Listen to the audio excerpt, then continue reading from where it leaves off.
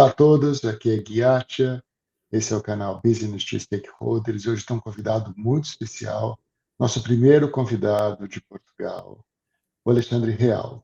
O Alexandre é um empreendedor, colunista e professor, e antes de mais nada, uma pessoa muito interessante e muito querida. Alexandre, eu queria que você se apresentasse um pouco para os nossos ouvintes e também nos contasse quais são os seus principais stakeholders hoje. Olá, muito boa tarde, Gui. Antes de mais, muito obrigado pelo convite e pela amabilidade desta entrevista. Portanto, eu sou genericamente aquilo que o Gui afirmou. Neste momento, depois da minha formação académica, decidi empreender com mais um conjunto de sócios. Um projeto inicial que foi em 2004, que é a Sefori, que ainda é um projeto que ainda hoje funciona e que está em bom andamento. Entretanto, fui fazendo outros empreendimentos e fui fazendo outros investimentos em termos enquanto empreendedor e no fundo, os meus stakeholders é muito a minha rede de networking, que entretanto depois também funciona ao nível organizacional. Portanto, são dos mais variedíssimos natureza, desde mais instituições públicas, instituições também privadas, a associações. Portanto, os stakeholders aqui, aliás, eu não consigo ver um negócio sem inúmeros stakeholders. Eu às vezes até tenho alguma dificuldade em catalogá-los porque são tantos porque qualquer entidade que tenha relação com a nossa organização ou com as nossas organizações é geralmente catalogadas como um stakeholder. E depois, a partir daí, se constrói, e eu gosto muito desta designação do business to stakeholders, porque são mesmo da nossa boa natureza, ou seja, se queremos organizações sustentáveis, nós temos que pensar antes de mais como satisfazer e como no fundo, empreender mais negócio, mais atenção, mais qualidade para todos os nossos stakeholders. Maravilha, Alexandre. Me conta um pouco dessa trajetória de sucesso. Tem vários negócios que eu sei que o Alexandre coordena com seus sócios, iniciativas até mesmo muito inovadoras recentemente. Me conta um pouco de como é que ele lidar com todos esses negócios novos, diferentes, e esses stakeholders. E ao longo desse processo, o que o Alexandre viu que foi mudando na relação com seus sócios, seus stakeholders, enfim, como isso evoluiu nos últimos anos? Eu penso que há aqui duas palavras-chave entre sócios e stakeholders que são muito importantes. A primeira delas é confiança. Nós temos que ser pessoas confiáveis, temos de ser organizações confiáveis, e aqui organizações são as pessoas que constituem as organizações, porque tendencialmente as organizações são pessoas, e essa é uma natureza muito importante e inalienável, ou seja, não podemos, é inegociável a confiança. Portanto, temos que ser organizações e pessoas de confiança. Depois, uma outra peça-chave que eu considero importante nesta relação entre stakeholders e sócios e que nos ajuda muito a manter a coesão é a nossa interdependência. Portanto, ou seja, quanto mais interdependentes formos, mais coesos seremos no futuro, melhores negócios, melhores relações teremos. Portanto, essa talvez seja uma das peças-chave que eu julgo que é importante, até antes de constituir um negócio, durante a própria execução do negócio, que existe interdependência entre as pessoas e as organizações também tenham outras organizações que contribuam para os seus objetivos, mas que alimentem esta questão da interdependência, porque isto, no fundo, eu gosto muito da teoria filosófica do Edgar Morin, que é a teoria da complexidade. E parece-me que aqui funciona muito bem em termos organizacionais. Porquê? Porque temos que olhar para a economia como um todo, e quando algum stakeholder está-se a sobrepor ao outro, alguma coisa vai-se perder, algo que vai ficar pelo caminho e que não é positivo. Portanto, esta interdependência de não sobreposição aos outros, mas sim de um apoio constante entre todos, quer a nível de sócios, quer também a nível de stakeholders envolvidos nas organizações. Muito interessante ter trazido essas duas palavras-chave para nós também, business to stakeholder, stakeholders, a palavra-chave é trust, né? A confiança. Talvez a palavra em inglês funcione até melhor do que em português, né? Que trust é uma palavra forte. E Alexandre, como vê nessas relações de culturas diferentes, aproveitando essa questão semântica, a questão do estabelecimento de confiança, de trust, sejam por setores, segmentos, sejam por culturas de vida, de carreira acadêmica, carreira profissional, seja mesmo de origem, de país. Como é lidar com essas questões, essas nuances de confiança com stakeholders bem variados, com histórias variadas? Eu penso que a confiança, enquanto palavra, eu acho que o significado é universal. Ou seja, a base da confiança, para mim, é universal. E confiança é nós cumprimos aquilo que falamos, cumprimos os nossos acordos, cumprimos aquilo que apalavramos e ter sempre este cuidado do cumprimento daquilo que nos. Que, à qual nós nos dispusemos. Sendo que a questão a questão esta questão depois nem sempre é possível. Porquê? Porque imagina o seguinte, e nós agora fazemos aqui um acordo entre as nossas duas empresas, mas por uma razão externa, uma pandemia, algo, nós não conseguimos cumprir. E isso às vezes acontece. É também ter logo a urgência de entrar em contacto com quem estamos e falar, olha, eu não vou conseguir cumprir este acordo, eu não vou conseguir cumprir este contrato, porque por esta razão objetiva, e nesse sentido também temos logo essa transparência e essa clareza na transmissão da transparência. Ou seja, quando eu falo de confiança e quando eu digo cumprimento, não significa que muitas vezes não aconteça algo exterior que não nos implique o não cumprimento. Agora, tem que haver logo essa cultura de comunicação expressa e de abertura e de confiabilidade para o outro lado. Porque, infelizmente, nem sempre está tudo dependente de nós. Há algumas coisas que não estão dependentes de nós e os parceiros e os stakeholders sabem disso e acontece com todos. Portanto, eu penso que essa questão culturalmente é universal, seja com outra cultura, com outra religião, os princípios base são iguais, geralmente iguais ou parecidos, e nesse sentido eu penso que a confiança é isto que eu estou aqui a dizer de uma maneira muito simples, mas isto depois também requer consistência. Portanto, todos os dias, todos nós temos este espírito e esta cultura de cumprimento e de comunicação e de abertura aos nossos parceiros. Muito bem, Alexandre, são fundamentos claros, né? Consistência, transparência, isso leva à confiança. E nem sempre consistência e transparência significa manter a posição também, né? Há evolução, mudanças de vista, mudanças de aprendizado. Como isso, por exemplo, o Alexandre tem vários negócios simultaneamente. Você traz essa leitura, esse aprendizado multissetorial, multi-stakeholder para a sua forma de liderança, de relacionamento? Sem dúvida. Quanto mais eu olho para trás e já vi, durante a minha carreira já cometi alguns erros normais de crescimento. Algumas vezes tive que pedir desculpas às pessoas e eu penso que a humildade também é algo que é fundamental nós temos neste processo de crescimento organizacional e principalmente é a questão do se há dolo ou não há dolo, não é? Portanto, qual é a intenção? E às vezes falhamos e não temos má intenção, temos de ter essa também clarividência nessa análise. Eu penso que a abertura é algo que também nos ajuda muito a manter confiança entre as pessoas, entre quem trabalha connosco, entre abertura, sinceridade, humildade, ajuda-nos muito neste crescimento e nesta relação entre parceiros.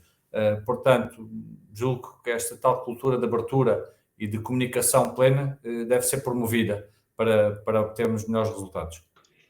E se o Alexandre tivesse que agora olhar para um jovem, o próprio Alexandre, há alguns anos atrás, ou um outro jovem que está entrando agora no mercado de trabalho, com essas culturas novas de interconectividade, com essas questões das pressões climáticas e emergências, o que com a sua visão mais já aprofundada, mais ampla, você diria para esse jovem, essa jovem profissional? Primeiro, não se darem que existe verdades absolutas, portanto, e interrogarem-se. Acho que a curiosidade é algo que nos deve acompanhar ao longo da vida, independentemente de sermos jovens ou menos jovens, devemos ter curiosidade. Eu penso que hoje em dia algo que está um pouco amordaçado é a questão do pensamento crítico, e eu acho que aí era algo que um jovem deve promover, o pensamento crítico e procurar as suas próprias fontes de informação, procurar as informações diretamente nos stakeholders, nas pessoas, e não só ficarmos sujeitos àquilo que nos aparece nas redes sociais, àquilo que nos aparece na internet. Eu penso que esse será um dos grandes desafios, é que nós deixarmos esta tendência de superficialidade que nos vai sendo imposta através da interconectividade, do excesso de conexão. O nosso cérebro não consegue, no fundo, digerir toda esta informação. Nós estamos neste momento completamente infoxicados, portanto, com excesso de informação. Há uns anos atrás tínhamos a informação era poder, hoje eu já tenho algumas dúvidas se a informação é poder. Ou seja, alguma informação sim é poder, mas eu penso que o grande poder será na capacidade inovadora e do pensamento crítico face à informação que nos chega. E termos sim essa capacidade de filtrar, porque já que não temos capacidade para absorver toda a informação, nós temos que ser muito rigorosos na filtragem dessa informação. Quanto melhor conseguimos filtrar esta informação, melhores decisões vamos tomar, sendo que é muito importante termos este pensamento crítico. Portanto, seria a questão de mantermos a curiosidade, mas ao mesmo tempo um pensamento crítico. E às vezes vamos falhar, e é assumir que a falha faz parte do crescimento. Não há problema nenhum em falhar, não há aqui questão nenhuma. Muitas vezes, até nesta cultura mais ocidental, aqui, pelo menos até neste caso aqui mais de Portugal, o falhanço é algo visto como negativo, mas não, aqui nós temos que ver o falhanço é mais um degrau. Portanto, e eu, por exemplo, eu gosto muito de trabalhar com pessoas ou falar com pessoas que já falharam, porque a maior vantagem que nós podemos ter é aprender com os erros dos outros, portanto, e nós não os cometermos. E essas pessoas nós temos que as valorizar muito, porque ou apostaram ou alguma coisa não correu bem e temos que as apoiar nesse sentido, mas também absorver aquilo que não correu bem. E geralmente são muito bons parceiros porque em determinadas zonas que já falharam já não vão voltar a falhar. Enquanto se nós tivermos excesso de confiança de conquistar vários projetos e de irmos sempre atingindo objetivos, isso pode-nos enviesar, ficarmos com um pensamento de grupo muito positivo e que muitas vezes nos leva a um caminho menos positivo em termos de resultados e a alguns erros por excesso de confiança. Perfeito, perfeito. Alexandre, então agora vamos mudar um pouco o stakeholder. Falamos do jovem, e já que falamos em grupo, falamos em experiências, vamos falar agora como o Alexandre vê os conselhos de administração hoje em dia, nesse mundo, como o Alexandre colocou, interconectado, muito sensível a detalhes, muito opinativo. Né? O que os conselhos podem fazer para dirigir melhor os negócios de suas empresas? Algo que é urgente é nós colocarmos em causa alguns dos princípios que têm sido a base dos conselhos de administração atuais, pelo menos de alguns setores de empresas, nomeadamente a questão de não incluir jovens nos seus conselhos de administração. Isso é algo que pode colocar em perigo a inovação e também a transcendência de algumas organizações. Portanto, esse era um conselho que eu deixava desde já, era rejuvenescer os conselhos de administração, colocar pessoas de diversas idades, colocar pessoas principalmente com diversidade cognitiva, que é muito importante, às vezes mais do que outro tipo de diversidades, que também são importantes, mas a diversidade cognitiva é aquilo que nos pode levar a uma melhor visão, se calhar, do mundo, que é várias formas de ver a realidade, várias formas de sentir a realidade, várias formas de construir, várias experiências do passado. Para quê? Porque o que eu sinto é que às vezes os conselhos de administração estão muito afunilados e estão muito em sintonia. E essa sintonia pode não ser positiva porque é necessária alguma destabilização. E isso, para trazermos aqui alguma destabilização, necessitamos de ter diversidade cognitiva, jovialidade e pôr em causa algum status quo. Perfeito. E aí a diversidade cognitiva, de perspectivas, ela leva a uma outra dinâmica entre as pessoas, os participantes, e também uma outra posição da liderança, né, do presidente ou da presidente do conselho. Qual é a visão do Alexandre sobre quem está na liderança de um grupo com diversidade, que é um pouco mais elaborado, um pouco mais, vamos dizer assim, sofisticado do que a liderança de um grupo mais ou obediente ou mais homogêneo? Quais seriam essas sugestões? Principalmente, temos que ter ferramentas porque o que é liderança? A liderança é um processo de influência social. E enquanto processo de influência social, o que nós temos que verificar é como é que nós conseguimos influenciar e ganhar o respeito dos outros, tendo em consideração a nossa gestão e a nossa maneira de ser e de estar. Nesse sentido, uma liderança de um conselho com mais jovens tem que ser, deve ter talvez uma característica que parece um paradoxo, que é, deve ter alguma senioridade no sentido da leitura das várias opiniões e procurar aqui alguns consensos, mas porventura também tem que criar um desconforto, que é aquele desconforto produtivo. Portanto, ou seja, muitas vezes essa liderança tem que ser quem alimenta a visão, mas também colocando aqui algumas entropias dentro do Conselho para que exista uma maior riqueza na discussão de assuntos e para que haja aqui alguma entropia positiva. Portanto, às vezes pode parecer um paradoxo, que é como é que eu vou criar entropia quando muitas vezes aqui temos é que criar dinâmica. Mas muitas vezes para se criar dinâmicas disruptivas, nós temos de trazer aqui alguma entropia ou algum desconforto produtivo ou positivo para que as equipas trabalhem. E nesse sentido é necessário uma grande abertura, uma boa comunicação e o respeito de vários pontos de vista, sendo que muitas vezes as coisas nem estão certas nem estão erradas, para promover a tal cultura de abertura, a tal cultura de confiança. Muito bem. Alexandre, Portugal tem para nós brasileiros uma conexão com o passado, mas também com o presente e com o futuro, né? De certa forma, hoje o Brasil, talvez boa parte da sociedade, nunca esteve tão próximo de Portugal, né?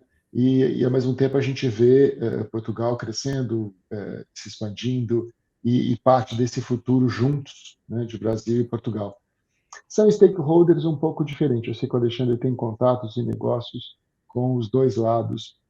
A minha pergunta é qual seria a análise que o Alexandre faz do ponto de vista mais prático da própria questão da diversidade cognitiva, que poderia facilitar ainda mais a parceria dos dois lados do Atlântico?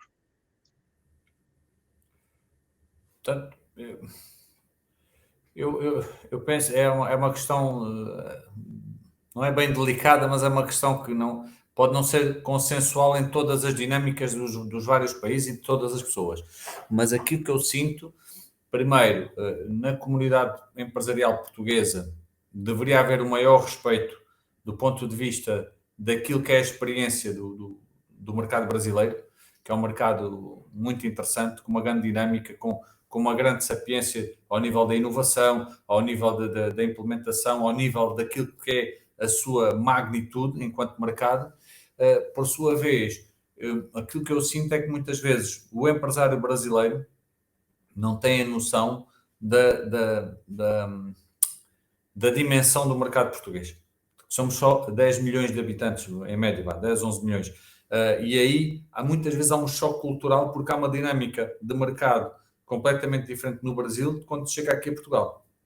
E aqui Portugal pode ser uma boa plataforma de lançamento de empresas brasileiras, por exemplo, para a Europa e para um mercado maior, mas não focar-se só e apenas em Portugal. Portanto, eu penso que essas talvez seriam as duas questões principais, ou seja, nós, portugueses, muitas vezes temos o maior respeito e tentamos aqui aprender muito com os empresários brasileiros nesse sentido, da dimensão de mercado, da inovação, da criatividade, da comunicação e, por sua vez, o empresário brasileiro também afinar-se quando vem para Portugal do ponto de vista do que é a dinâmica e também da questão cultural portuguesa, porque a cultura portuguesa de negócios é um bocadinho diferente da do Brasil, sendo que no Brasil também há vários, é como se fossem vários países, não é? Portanto, várias regiões, várias formas de, até nisso também se torna aqui mais difícil, porque é difícil, é diferente estarmos com um empresário de Manaus ou um empresário de São Paulo ou um empresário do Rio, portanto, tem muitas vezes dinâmicas diferentes. Maravilha. E isso leva à questão do business to stakeholders, né? Da adaptação, da flexibilidade, do entendimento cultural. Eu queria pedir ao Alexandre agora um ponto de vista do esportista, né? O Alexandre, para quem não sabe, ele vai falar um pouco mais. Ele é um campeão numa modalidade esportiva muito interessante. Eu gostaria que o Alexandre contasse um pouco dessa modalidade. E quando a gente fala de esportes, alguns esportes são individuais, outros são coletivos, e só nos coletivos se fala em stakeholders. Mas é verdade, mesmo nos esportes individuais não há stakeholders ou há? E me conta um pouco dessa tua prática esportiva. Sim, há stakeholders também. Então, esta prática foi quando eu era mais jovem, fiz raids de endurance, portanto, que são corridas a cavalo de longa distância, 100 km, 160 km, portanto, durante um dia, durante 2 dias, durante vários dias, e é uma modalidade desportiva que exige muito de nós e do cavalo.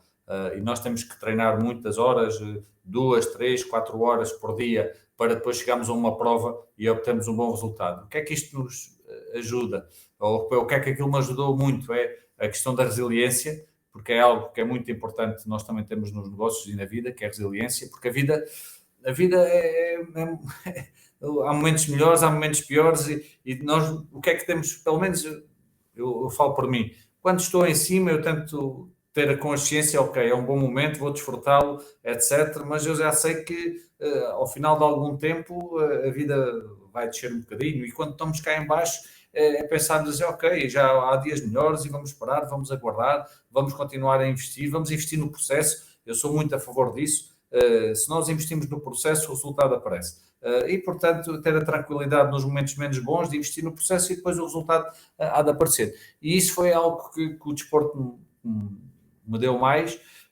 Os raids em si pode ser considerado mais um desporto individualista, sendo que no fundo mais individual, mas não é, porque temos toda uma equipa que está por trás de nós a dar-nos apoio do ponto de vista do treino, do ponto de vista das provas, para dar apoio ao cavalo, para dar apoio ao cavaleiro, e aí nós temos vários stakeholders, portanto, e temos júris que têm que analisar o nosso cavalo, se está em condições de prosseguir, se não está, portanto, temos a federação, quem tutela a modalidade, temos os patrocinadores, temos várias entidades que estão aqui envolvidas, portanto, nesse caso o desporto é muito similar à parte também, à componente organizacional ou empresarial, porque há vários stakeholders, mas eu até ia um bocadinho mais além. Eu acho que até mesmo se nós formos para a nossa, até para a componente mais familiar, também há stakeholders.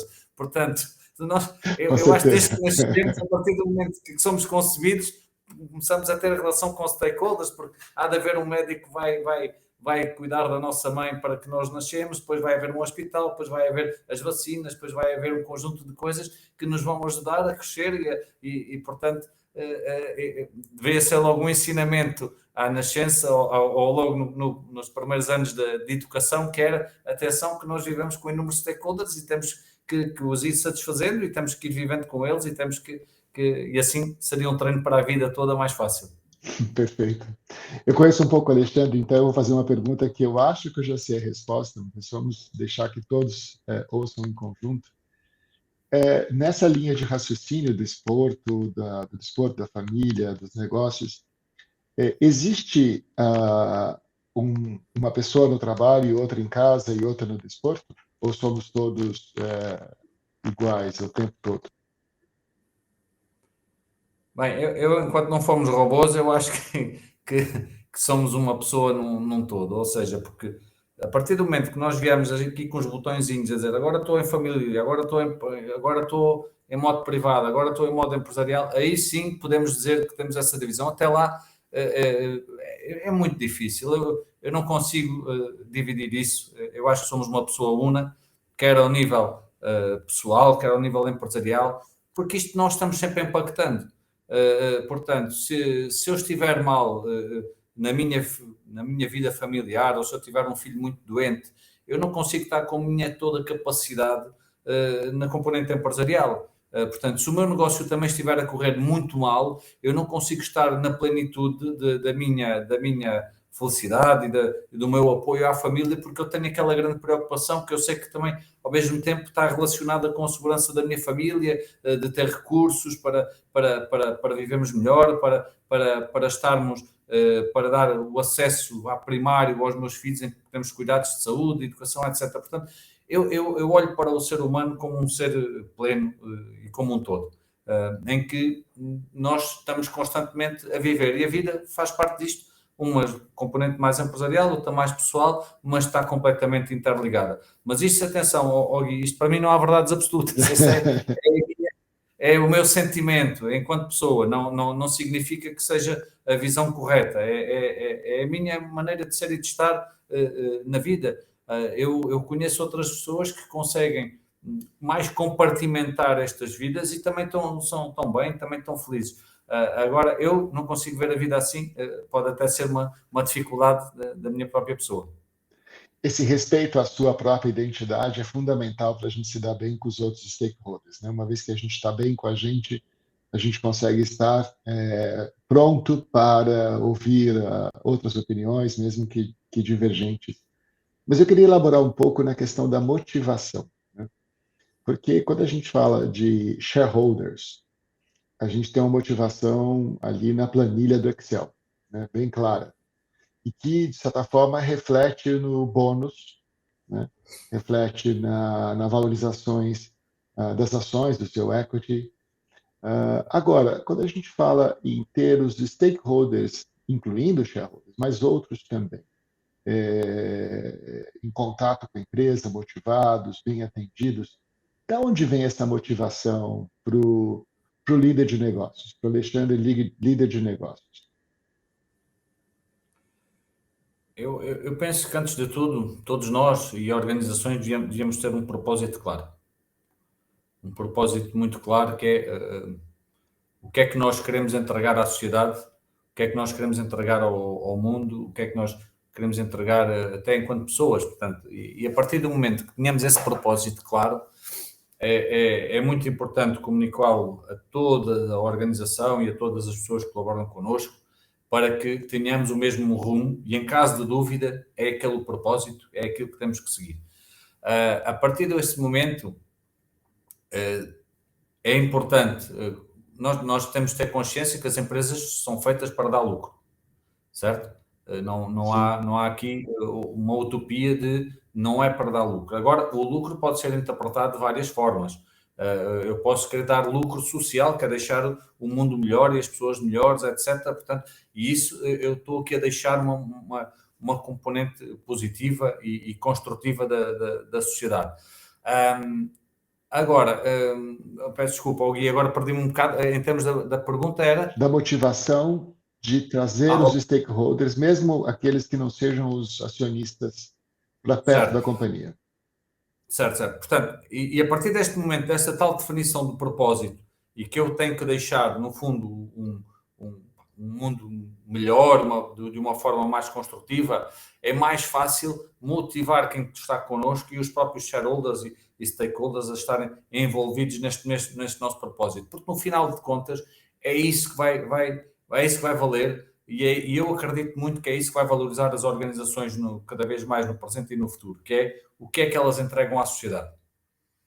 Portanto, porque nós tivemos já inúmeros casos de insucesso de empresas que foram altamente lucrativas, mas que desvastaram o mundo e que não nos deixaram um mundo melhor. E, nesse sentido, eu acho que tem que haver esta reflexão, que é como é que eu vou deixar a sociedade os seres humanos, como é que eu vou deixar o meio ambiente, como é que eu vou deixar os meus acionistas, se eles vão ficar melhor, se eles vão ficar mais enriquecidos, não um enriquecimento só ao nível monetário, mas também como um todo, e deixar aqui, no fundo, uma pegada positiva e construtiva.